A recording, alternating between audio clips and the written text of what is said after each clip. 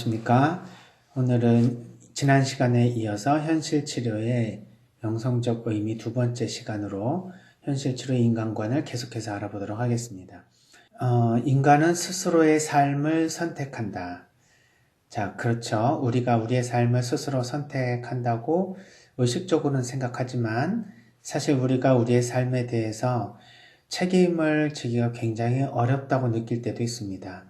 가족 환경이 안 좋아서, 사회적 배경이 안 좋아서, 정치적 상황이 안 좋아서 내가 살아가는 삶을 내 원하는 대로 살 수가 없었다.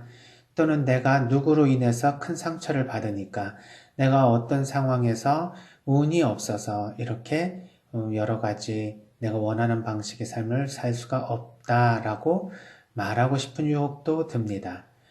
어떻게 보면 그 말도 맞죠. 내가 내 원하는 삶을 스스로 살 수 있는가? 불가능은 정말 없는가? 무조건 하면 되는가? 그렇지는 않을 것입니다.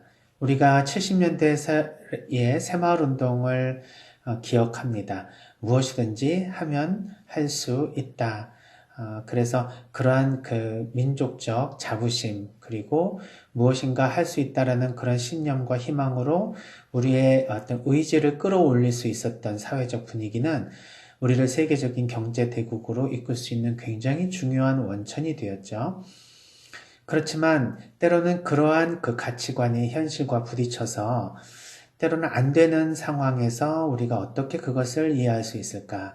최선을 다했지만 그 목표가 이루어지지 않았을 때 거기에 적절하게 우리가 어떻게 그 결과를 수용하고 어떤 방식으로 이해할지에 대해서 정신건강적인 건강의 척도를 확인해 볼 수가 있다.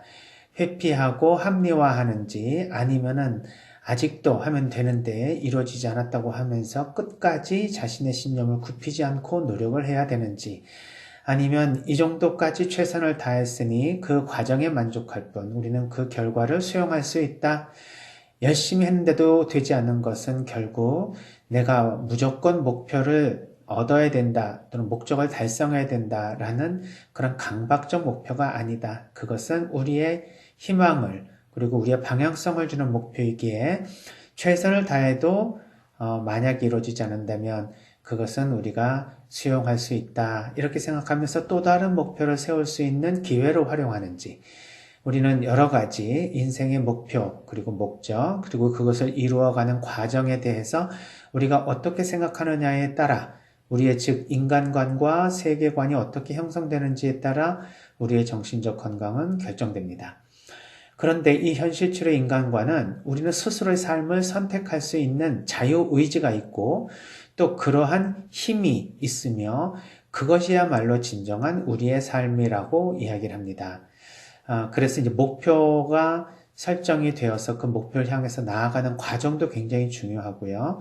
그리고 그 결과가 이루어지는 것이 내가 노력하는 것이 아니고 다른 어떤 변수에 의해서 이루어졌다 하더라도 결국은 그 모든 것도 다 내가 스스로의 삶에 대해서 책임을 져야 된다라고 말하고 있습니다. 즉 우리의 삶의 행복한 모습 또 비참한 모습 행복과 불행은 모두 내가 만든다는 것이죠. 그래서 인생에 있어서 아들러의 말이 생각이 나네요. 우리의 삶이 불행하다고 생각하지 마라. 내가 우리의 삶을 불행하게 만드는 것이다. 그러니까 인생이 어렵다고 투덜거리는 분들은 인생이 어려운 것이 아니라 내가 그 인생을 어렵게 살고 있다라고 말하는 것이죠. 자, 이렇게 우리가 우리의 삶에 대해서 스스로 주체성과 책임성을 가질 수 있느냐? 이러한 것을 얼만큼 우리가 우리 스스로에게 부여할 수 있느냐에 따라서 우리 삶의 관계적인 문제, 심리 내적인 문제는 해결될 수 있다는 것입니다. 굉장히 중요한 내용이죠. 타인은 정보로만 영향을 미치고 결정은 스스로가 한다. 자, 타인이라고 하는 것은 외부 환경 또는 내 주변의 사람들. 이 사람들은 나에게 이런 삶을 살 것인지 저런 삶을 살 것인지에 대한 정보만 제공해 주지 그것을 따를 수 있는 것은 결국 나라는 이야기죠. 그래서 우리의 뇌는 우리 주변에 여러 가지 자극들에서 들어오는 정보를 처리하는 과정에서 그 정보를 무조건적으로 그냥 무비판적으로 받아들이는 것이 아니라 우리가 그것을 선택 취사하고 또 어떤 것은 받아들이지 않고 어떤 것은 받아들일까 하는 것에 대해서 집중하면서 우리 자신이 스스로의 삶을 결정하게 됩니다. 그래서 우리의 삶과 또 외부 환경의 여러 가지 정보들은 우리에게 영향을 미치게 된다. 그러나 최종 결정은 내가 하는 것이다. 이렇게 볼 수가 있습니다. 세 번째로 자신의 행동은 통제 가능하나 타인의 행동은 통제할 수 없다. 그러니까 나의 뇌는 내 자신의 삶을 선택하고 또 그것을 확장시키건 아니면 쇠퇴시키건 그건 어떤 방식으로든지 나의 삶을 살아갈 수 있는 통제 영역이 되지만 내가 다른 사람의 뇌 또는 다른 사람의 삶에 이렇게 저렇게 영향은 미칠 수 있지만 통제, 조절할 수는 없다는 것입니다. 이 이야기는 부모님들, 특히 내 자녀들 어떻게 내가 교육을 시켜야 되느냐 했을 때 교육이라고 하는 그 교육관이 부모가 원하는 또는 사회에서 요구하는 이 세상에서 추구하는 그리고 또 종교에서 가르치는 그런 방식으로 교육시켜야 된다라는 강한 어떤 그 교육관이 형성이 됐을 때 자녀들의 개인의 특성, 성격, 또 무엇을 진정으로 원하는지에 대한 욕구에 대한 동기, 여러 가지 것들을 고려하지 않고 교육을 시키려고 한다. 즉, 주입식 교육이라고도 말할 수가 있고요. 그리고 언뜻 보면 사회화 교육, 또 종교 교육, 이러한 이름을 통해서 부모님의 가치관 또는 부모님의 삶의 여러 가지 의미를 가지고 있는 삶의 방식들을 자식들에게 주입한다. 이것이 자식들을 위한 길이다 라고 생각하면서 교육을 하지만 사실은 자식들이 그런 부모님의 이런 교육을 통해서 그대로 만들어지는가? 그렇지 않다는 것이죠. 인간은 스스로 자신의 삶을 통제하는 것이기 때문에 타인으로부터 영향은 받지만 그것을 결정하는 결정권은 자기 스스로에게 있다. 그런데 만일 너무 강한 세뇌를 해서 이제 나는 내가 스스로 내 삶을 사는 것이 아니라 누가 내 삶을 조정해도 괜찮아. 누가 내 삶을 이렇게 저렇게 살도록 해서 그것을 따르는 것이 결국 내가 선택하는 것보다 훨씬 나아. 이렇게 노예 근성을 가지게 되면 결국 권위자 또는 전문가 또는 어떤 사회를 또는 종교적으로 또는 어떤 삶에 나보다 훨씬 더 권위를 가지고 있는 사람의 자신을 동일시시키면서 자신은 그 사람의 삶의 방식을 모방하고 그것을 따르려고 할 때 결국 자기가 자신의 삶을 포기하는 결과로 이어지게 되죠. 이렇게 될 때 정신건강에 적신호가 펼쳐지게 됩니다. 이제 불행의 원인은 그래서 내가 아닌 타인의 삶을 사는 것에 있다. 타인이 강요한 삶이란 무엇일까요? 이런 생각을 많이 해봐야 됩니다. 우리의 삶에 대한 비판적 관점을 끊임없이 우리가 가져갈 때 우리가 어떤 방식으로 자신의 삶을 살아야 행복하게 될 것인가를 우리가 알게 되겠죠. 따라서 나는 내 자신이 원하는 삶을 사는가 아니면 뭔가 다른 사람이 강요한 삶을 살고 있는가?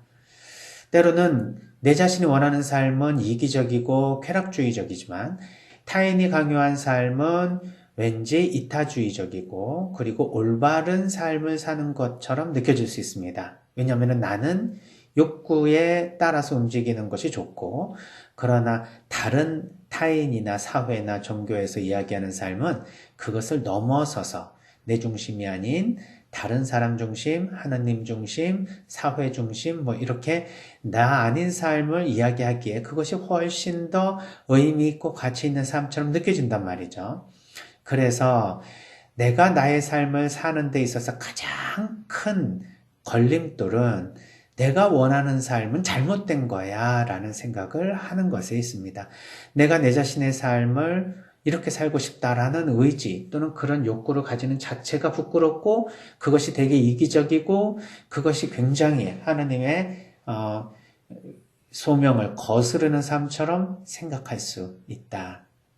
이것은 우리가 어렸을 때서부터 내 자신의 존재에 대한 고귀한 체험, 그리고 내 자신이 누구인지에 대한 자기에 대한 건강한 자아상이 형성이 되지 않았을 때 우리는 내 자신이 스스로 생각하는 삶도 의미가 없고 그것도 잘못된 삶이라고 생각할 가능성이 높죠. 그래서 나보다 권위자, 나보다 더 고귀한 사람, 그리고 내가 본받아야 되는 사람, 이런 사람들이 이야기하는 삶을 내가 살아야 된다는 강박적 삶에 대한 태도는 결국 자신의 삶을 살기 어렵도록 만들어주는 가장 무섭고 가장 불행한 그런 삶의 방해 요인이다. 이러한 자존감이 떨어지고 자아상이 무너지고 자신의 삶에 대한 의지가 떨어진 사람들은 자신의 삶이 무엇인지도 모르고 자기가 원하는 삶이 무엇인지도 몰라서 결국에서는 자기의 삶을 살지 못함으로 인해서 얻어지는 정신적인 문제들을 해결할 그 어떤 원천도 남아있지 않는 경우도 있습니다. 이렇게 될 때는 정신치료 또는 심리치료가 기능하지 않습니다. 이미 내 자신의 자아가 무너져 버렸기 때문에 그렇죠. 그것을 이후의 삶에 다시 이렇게 세우려고 하는 작업이 꽤나 어렵게 됩니다. 따라서 나의 삶은 나의 삶이다. 예전에 읽어봤던 소설이 생각이 나네요. 1989년이었나? 그때 나온 것 같은데 그 당시만 하더라도 여성들이 이혼을 당하는 입장이었지 이혼을 스스로 하는 그런 입장은 아니었다. 또 이혼한 남자는 세상에 그래도 살아가도 이혼한 여자는 세상에 그런 안 좋은 경험, 안 좋은 눈초리로 자기가 이혼했다는 사실도 부끄러워서 공개할 수 없었던 사회적 분위기였습니다. 그랬을 때 이제 나는 나라고 하는 소설이 있었어요. 혹시 기억나시는 분들 있는지 모르겠습니다. 내가 내 삶의 주인인데 내가 스스로 선택한 내 삶에 대해서 왜 부끄러워해야 되느냐?